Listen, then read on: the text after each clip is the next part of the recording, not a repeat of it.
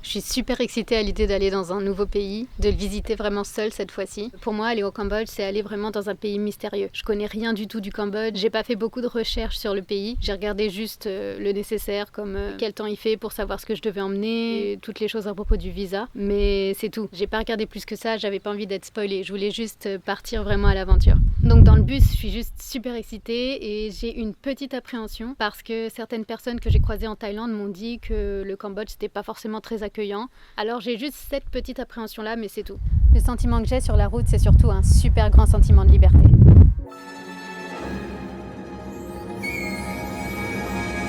Quand je suis arrivée à Siem Reap, j'étais ravie. Dès que je suis arrivée, j'ai rencontré peut-être une dizaine de personnes en 3 heures. Et ça, je pense que c'est un des avantages de voyager tout seul. Les gens vont venir plus facilement vers toi que si t'es en groupe ou si t'es avec des potes. Du coup, ça a été assez facile. Tout s'est fait de façon très naturelle. Je pense que ce qui aide beaucoup aussi, c'est les guest house. Quand je suis arrivée, j'ai réservé une place dans un dortoir. Et c'est vrai que dans les guest house, tu rencontres des gens qui viennent de partout dans le monde et qui voyagent aussi seuls ou à 2, 3. Et au final, tu partages tes expériences avec eux, ils partagent leurs expériences aussi. Comme on est tous à peu près dans la même situation, les liens se font super rapidement, quoi.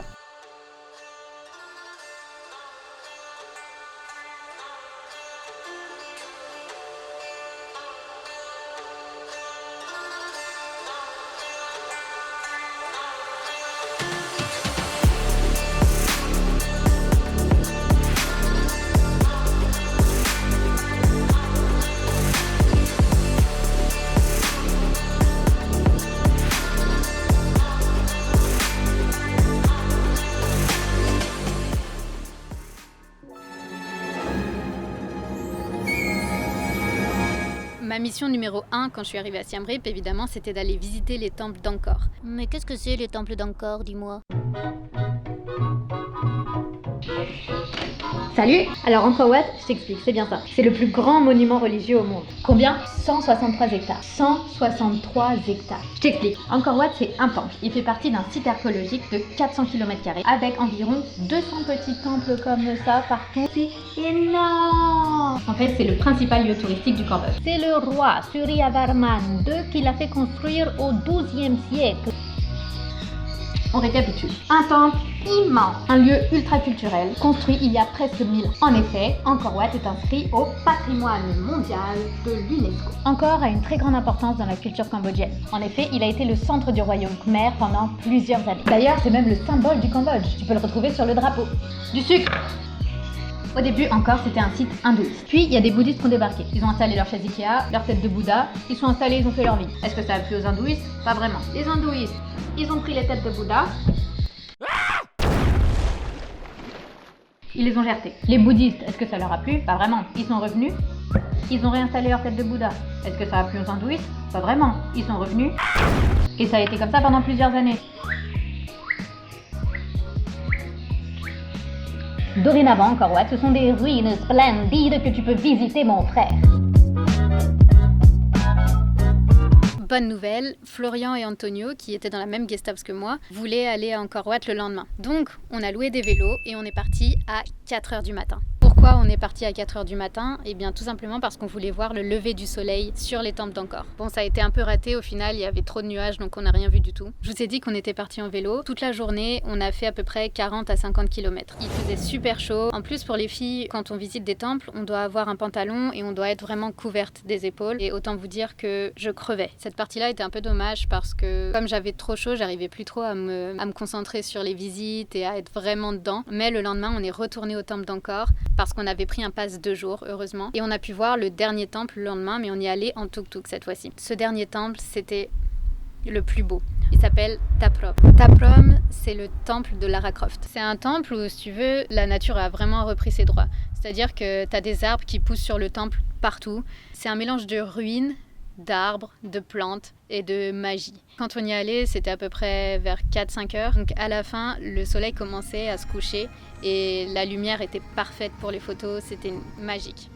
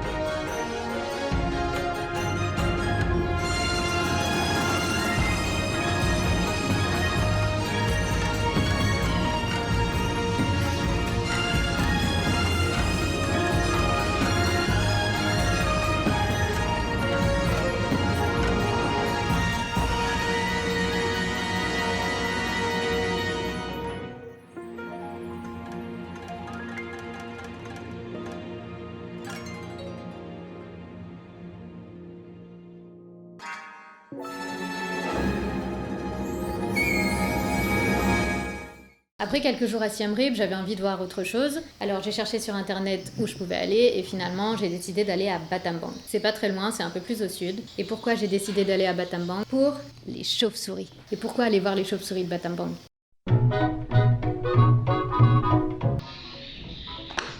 À Battambang, ici, il y a plusieurs grottes qui abritent des chauves-souris. Il y en a notamment 2 à Phnom Sapov et une à Phnom Neang Rumsey Sork. Ces 3-là représentent la plus grande population de chauves-souris du district. Si tu t'y connais un petit peu avec la faune, mon frère, tu sais que les chauves-souris, le jour, ça fait dodo, et que la nuit, ça part en chasse.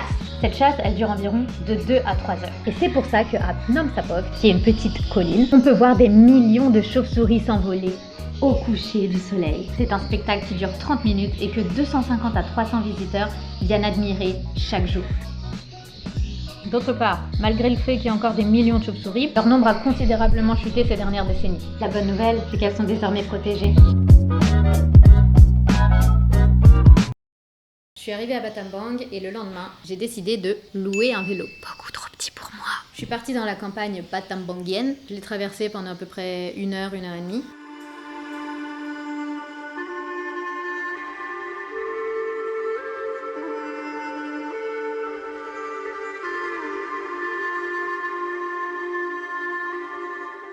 Et je suis enfin arrivée à la grotte des chauves-souris. Quand je suis arrivée, c'était pas encore l'heure, donc je suis allée dans un restaurant et je me suis complètement écroulée dans un hamac. À 17h, je me réveille et il y avait énormément de monde dans le restaurant. L'heure approchait.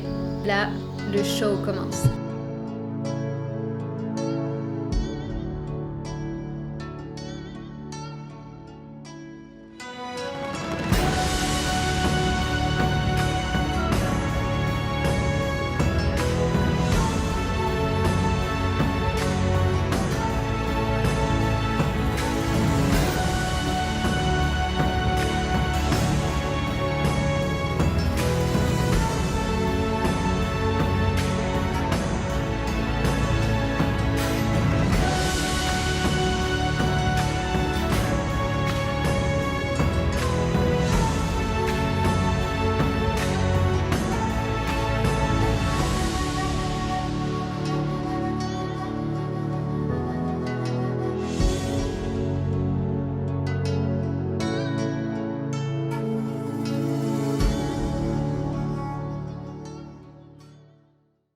Les chauves-souris, c'est un spectacle qui dure assez longtemps. Ça dure peut-être une demi-heure, 45 minutes. Et moi, j'avais pas de lumière sur mon vélo. Du coup, il fallait que je parte avant la fin du spectacle de chauves-souris. Ce que j'ai fait, c'est que pour le retour, je suis pas passée par la campagne. Je suis passée directement par la grande route. J'ai mis à peu près 1 heure à rentrer. Et finalement, tout s'est bien passé. Je suis encore envie. À Battambang, je reste pas très longtemps. Alors, je choisis une nouvelle destination. Et étant donné que j'ai Vraiment très chaud. je décide d'aller sur les îles.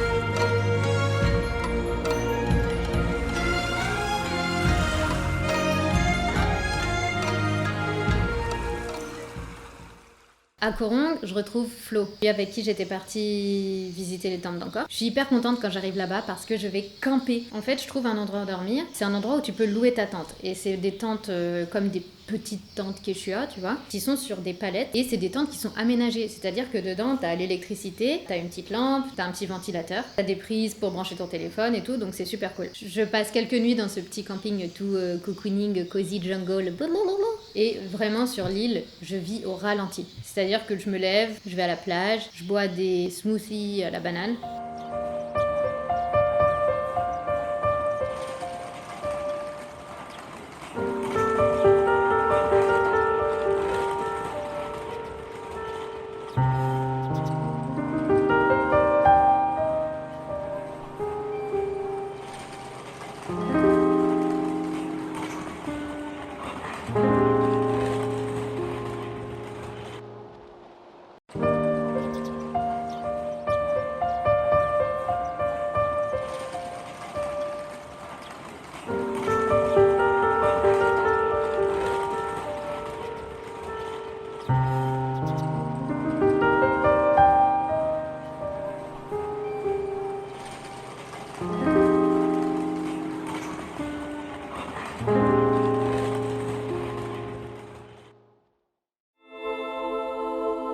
Un jour, sur la plage, j'ai rencontré Pavel, qui est un mec polonais qui travaillait dans un espèce de camping en fait au bord de la plage. Et il se trouve que Pavel connaissait une famille cambodgienne. Du coup, un soir, on est allé rendre visite à cette famille qui habitait en fait sur la plage, littéralement sur la plage. Ils avaient une petite maison en bois et ils habitaient tous ensemble. Il y avait une femme avec son mari et son bébé. Et il y avait également le frère de cette femme avec sa copine et son bébé aussi. Donc ils étaient 2 familles à vivre dans cette petite maison en bois avec une pièce, je crois. Et un des hommes devait aller pêcher le soir, donc de nuit. Et on a décidé d'aller avec lui. Donc on était 3 pour pêcher. C'était pas de la pêche en bateau, c'était de la pêche vraiment au bord de l'eau. Donc on allait dans l'eau nous arrivait peut-être à la taille. Et on avait un grand filet qu'on devait dérouler. Et on devait le tenir à 3. Et le tirer le plus possible. Ensuite, on devait marcher pour attraper le plus de poissons possible. Je me souviens que c'était assez difficile parce que j'étais à un bout de filet, Pavel était au milieu et le mec cambodgien était à l'autre bout. Et du coup, quand le mec cambodgien me disait quoi faire, moi, je comprenais rien. J'étais beaucoup trop loin pour l'entendre et c'était assez compliqué. Mais au final, c'était vraiment drôle et c'était une expérience super parce que c'était de nuit. Et se baigner de nuit, c'est super cool. Et alors après cette pêche, la famille nous a invités à manger avec eux. Donc on a mangé le poisson qu'on avait pêché, le poisson frit, avec du riz, avec des légumes. Et Pavel a dû retourner au travail parce qu'il devait travailler au camping. Et moi, j'ai décidé de passer le reste de la soirée en fait avec la famille. Donc je suis restée avec eux, j'ai mangé avec eux, j'ai beaucoup discuté avec la femme qui m'a expliqué un peu comment se passait leur vie sur l'île. Elle m'a expliqué qu'elle cherchait du travail et comme elle parle anglais, elle avait des chances de pouvoir travailler dans le tourisme. Donc c'était un vrai avantage pour elle. Et le fait qu'ils vivent à 2 familles dans cette maison, c'était quelque chose de temporaire. Et elle souhaitait avoir sa maison à elle, avec sa famille. C'était une super soirée et je crois que c'était la première fois que j'avais un réel moment avec des Cambodgiens, avec des locaux. Et ça m'a permis aussi d'ouvrir un peu les yeux sur la vie cambodgienne et sur le fait que, bon, premièrement, chose que je savais déjà, que c'est un pays vraiment très pauvre, et aussi sur la difficulté de la vie sur l'île, parce que les îles, c'est quand même des endroits qui sont très fermés. Et par exemple, si tu es malade, il n'y a pas de médecin, il n'y a pas d'hôpital, il y a rien du tout sur l'île, il n'y a même pas de distributeur. Donc si tu as un problème, s'il y a quelque chose, tu dois aller sur la côte, tu dois aller à Sihanoukville. Donc tu dois prendre le bateau et c'est pas quelque chose que les Cambodgiens peuvent faire tous les jours. Donc au final ça pose vraiment problème et c'est ce qui rend la vie sur l'île assez difficile si tu as pas beaucoup d'argent. Je sais que les prix pour la nourriture de façon générale sur Koh Rong sont plus bas pour les locaux que pour les touristes. Et voilà, c'est dommage que j'ai pas de photos ou de vidéos de ce moment-là, mais c'était un super moment et une superbe expérience. Après Koh Rong, je vais à Koh Rong Samloem, qui est une autre île qui est juste à côté, mais qui est un petit peu plus petite. Et à Koh Rong Samloem, au bout de quelques jours, j'ai le moral qui commence à baisser un petit peu. Il y a un soir où ça va plus.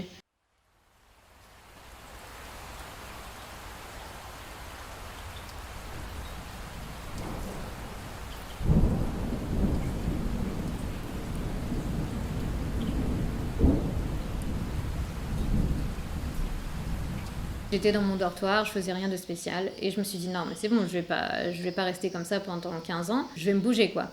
Du coup, je suis sortie, je suis tombée sur un petit stand avec des glaces. Et là, il y avait un mec canadien qui me dit ah, si tu veux acheter une glace, prends-la maintenant parce qu'ils vont fermer. Alors, je me dis ouais, ben pourquoi pas. Du coup, je m'achète une glace et je commence à parler avec ce mec. Il faut que je vous décrive ce personnage parce qu'il est juste unique. Ce mec, il s'appelle Mick, il est canadien. Il est pas très grand, des cheveux longs, gris. Il est rasé d'un côté et il porte un short, des sandales et une veste un peu rock and roll, tu sais, une veste sans manches avec une petite chaînette. Tu peux que le remarquer. Il est juste adorable, il est super sympa. Du coup, je me mets à parler avec lui et il me dit, ben ce soir, avec des potes, on va aller nager dans le plancton. Et en effet, sur cette île, il y a du plancton phosphorescent. C'est un truc dont j'avais entendu parler, mais je suis jamais vraiment allée nager dedans. Du coup, je décide de les suivre. Et mon Dieu, mais je me dis de m'être poussée comme ça à sortir de mon dortoir, c'était la meilleure décision, c'était la meilleure chose à faire. J'ai passé une soirée qui était magique. Je suis allée nager du coup dans le plancton avec eux, on était peut-être 4 ou 5 personnes et c'est la plus belle chose que j'ai jamais vue. Clairement. T'as l'impression de nager dans les étoiles. Tu bouges et autour de toi, t'as plein de petites lumières qui sont un peu blanc, bleu. Quand c'est au contact du mouvement, ça s'allume encore plus fort. Donc c'est-à-dire que quand tu marches, tu peux en voir un petit peu vu qu'il y a le mouvement de tes jambes. Mais après, si tu bouges ou si tu nages, tu les vois encore plus. Donc ça fait un halo autour de toi. En plus de ça, on avait une petite bouteille de vodka. On était tous happy. C'était incroyable.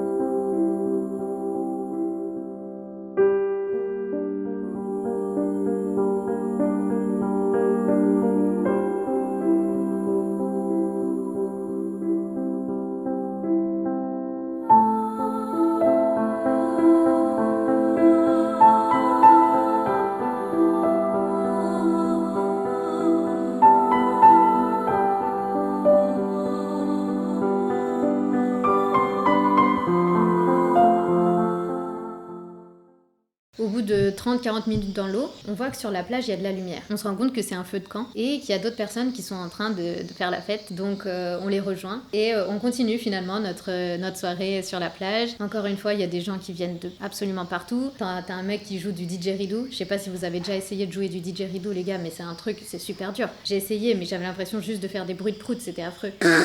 Mais c'est un bel instrument et quand tu sais en jouer, c'est très très beau. Il y avait un mec qui jouait des bolas.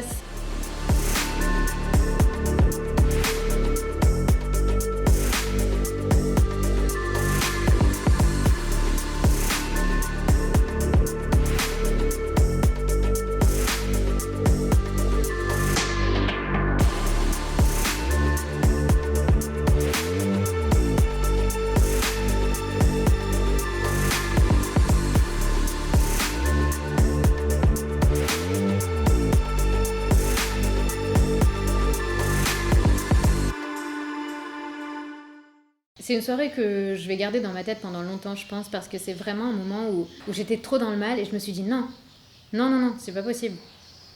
Le problème sur les îles, c'est qu'il n'y a pas de distributeur. Du coup, au bout d'un moment, il faut rentrer. Et le truc, c'est que je commençais vraiment à être à court d'argent. Donc, j'ai pris un bateau pour Sihanoukville.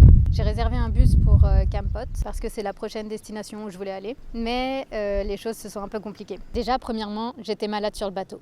Arrivé à Sihanoukville, je veux retirer des sous et ma carte reste bloquée dans le distributeur. Bien évidemment, je rate mon bus pour aller à Kampot, étant donné que je devais le prendre à peu près 20 minutes après le bateau. Sihanoukville, à ce moment-là, c'était une ville que je détestais. Il y avait plein de travaux, c'était un bordel pas possible. Et comme ma carte est restée bloquée dans le distributeur, j'ai dû rester une nuit à Sihanoukville.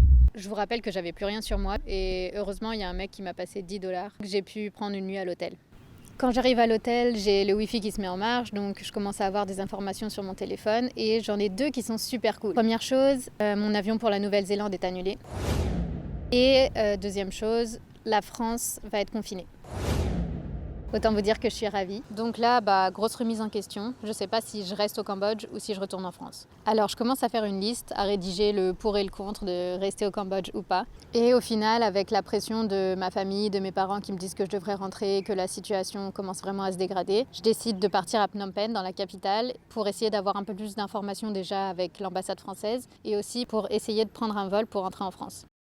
Le lendemain, je vais à la banque pour récupérer ma carte. Puis, comme je vous l'ai dit, je vais à Phnom Penh et le truc, c'est que l'ambassade est fermée. J'essaye de prendre un vol, 2 vols, 3 vols. Impossible, il n'y a rien qui marche. Je pense que les sites sont clairement saturés et impossible de prendre un vol pour la France. Donc encore une fois, grosse remise en question. Est-ce que je continue désespérément de rentrer en France ou est-ce que je reste au Cambodge? Petit spoil, ça fait 1 an et 4 mois que je vais au Cambodge. I tried so hard and got so far.